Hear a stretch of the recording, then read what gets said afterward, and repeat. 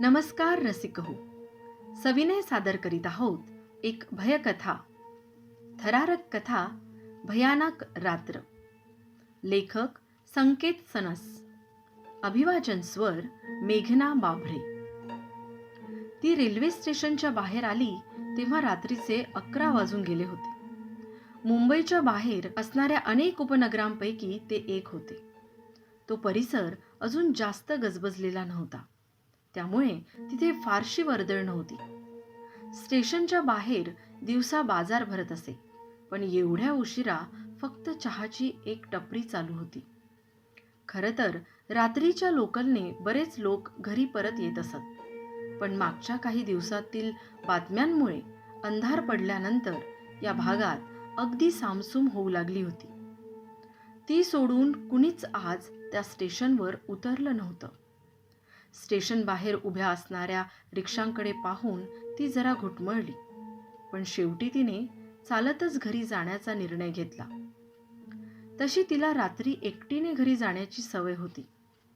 तिच्या ऑफिसमध्ये बऱ्याच वेळा उशिरापर्यंत मीटिंग चालत असे.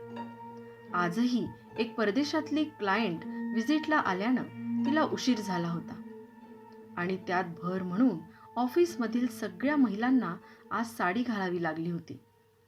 तिला साडीची फारशी सवय नव्हती, त्यामुळे चालत घरी जाताना ती वैतागली होती.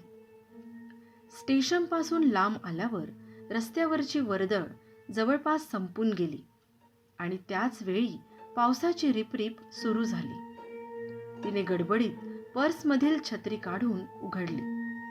एकाच वेळी छत्री आणि साडी सांभाळण्यात तिची चांगलीच तारांबळ उडत होती.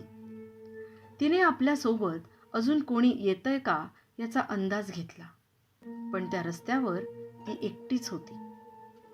मागच्या महिन्यात इथे रात्रीच्या वेळी बाहेर फिरणाऱ्या लोकांचे विचित्र पद्धतीने खून झाले होते, त्यामुळे अनेक अफवा पसरल्या होत्या. अजूनही त्या प्रकारामागे कोण आहे ते पोलिसांना सापडत नव्हतं, त्यामुळे लोक आता रात्रीचे बाहेर पडायला घाबरू लागले होते. अशा घरात बसणाऱ्या लोकांचा तिला राग येत होता. एका माणसाने जरी बाहेर येण्याचे धाडस दाखवले असते तरी तिचे काम झाले असते. काही वेळाने तिला मागे कुणाची तरी चाहूल लागली. तिने अधीरपणे मान वळवली.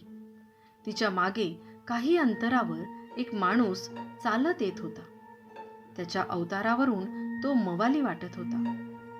पावसापासून वाचण्यासाठी त्याने एक स्वस्तातला रेनकोट आणि काळ्या रंगाची टोपी घातली होती. त्याचा चेहरा नीट ओळखू येत नव्हता, पण चालताना अडखळणारी त्याची पावले पाहून तो नशेत आहे हे कळत होतं.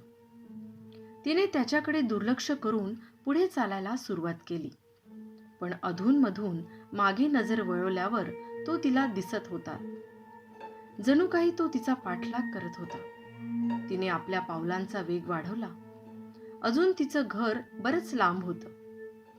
वस्तीपासून जरा लांब असणाऱ्या एका बिल्डिंगमध्ये काही महिन्यापूर्वीच ती शिफ्ट झाली होती. चालता चालता ती मनातल्या मनात सगळ्या परिसराची उजळणी करत होती. मागचा माणूस आपला पिच्छा सोडणार नाही हे आता तिला कळून चुकलं होतं, त्यामुळे नक्की कोणत्या रस्त्याने जावं याचाच विचार तिच्या डोक्यात चालू होता. शेवटी तिने मनाशी काहीतरी ठरवलं आणि मुख्य रस्ता सोडून एका कच्च्या रस्त्याने आत वळली. तो तिच्या घराकडे जाणारा एक शॉर्टकट होता. हातातली छत्री बंद करून तिने पर्समध्ये ठेवली. तिच्या हालचालींचा वेग आता वाढला होता. त्या रस्त्यावर घरे नव्हती आणि लाईट सुद्धा नव्हत्या. बाहेर फिरणारं कोणी त्यांना भेटण्याची शक्यताच नव्हती. तो मवाली तिच्या मागेच होता. आता वळून त्याच्याकडे पाहण्याची गरजही नव्हती. ती फक्त अंधारात जास्तीत जास्त वेगाने चालण्याचा प्रयत्न करत होती.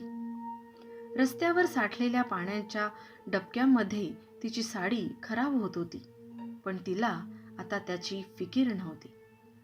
तिची बिल्डिंग जवळ येऊ लागली. एक वळण घेतलं की तिच्या बिल्डिंगच्या लाईट दिसल्या असत्या. त्या मवाल्यालाही ते माहीत असावं. त्याची पावले आता जवळ येत होती. तिने आपल्या पावलांचा वेग वाढवला आणि त्या वळणाजवळ पोहोचली.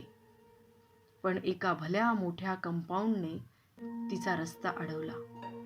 तिथे बहुतेक नवीन बिल्डिंगचे काम सुरू झाले असावे. त्या निळ्या आणि पांढऱ्या पत्राकडे पाहत ती काही क्षण स्तब्ध उभी राहिली. त्या कंपाऊंडला वळसा घालून एखादा रस्ता जातो का हे शोधण्याचे भानही तिला नव्हते. ती सावकाश मागे वळली. तिच्यापासून काही फुटांच्या अंतरावर तो उभा होता. ती आता पुरती अडकलीये असं त्याला वाटत असावं. त्याने खिशात हात घालून काहीतरी बाहेर काढलं. बटनाचा आवाज झाला आणि चाकूचं धारदार पातं बाहेर आलं. ती अगदी निश्चल उभी होती. पावसाची रिपरिप चालूच होती. त्याशिवाय कोणताच आवाज तिथे येत नव्हता. तो आता तिच्या जवळ येऊ लागला.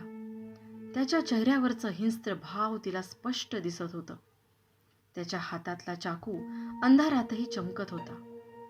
त्याला काही बोलण्याची गरज वाटत नव्हती. एकट्या बाईचा गैरफायदा घेण्याची त्याची ही पहिली वेळ नसावी.